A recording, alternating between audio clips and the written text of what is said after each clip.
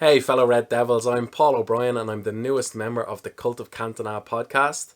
I'm absolutely delighted to be joining the team and I'm going to be talking about our pre-game versus West Ham at Old Trafford. So, how do I see this one going?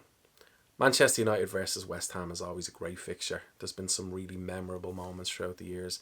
Rooney's halfway line goal being won when David Moyes was actually the manager of Man United at the time, now the manager of West Ham.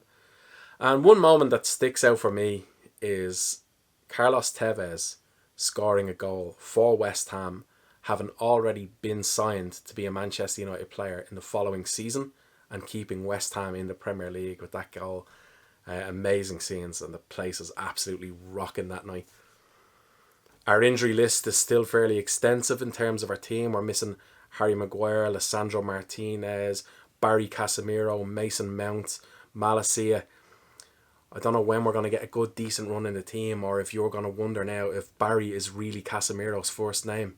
They are things that you can Google if you wish to. In terms of how the team is going to look tomorrow, we have good news in the form that Bruno Fernandes is back from suspension. Always a plus. That should see Scott McTominay push a little further back into midfield, and I think he'll be accompanied by Amrabat.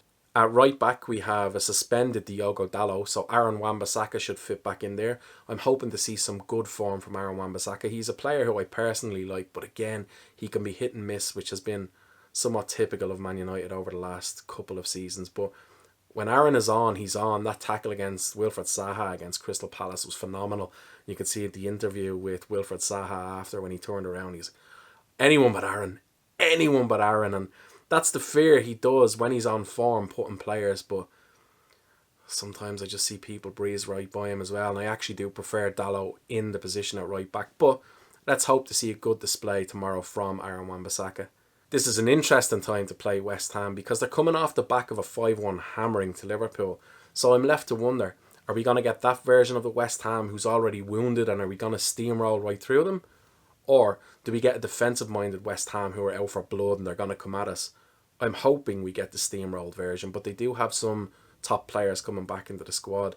In particular, James Ward-Prowse, who loves a game against Man United. He's always liable to get a goal or an assist against us. He's been a thorn in our side for the last couple of seasons and a very good player at that. But if I was to make a prediction, I think we're going to win this game 3-1. I'm certainly hopeful that we're going to win this game 3-1. Hopefully a solid performance, a strong performance that makes us look good all around the pitch. Thank you very much for watching. I've listed our socials down below. Wherever you're watching the game, I hope you thoroughly enjoy it and have an amazing Christmas.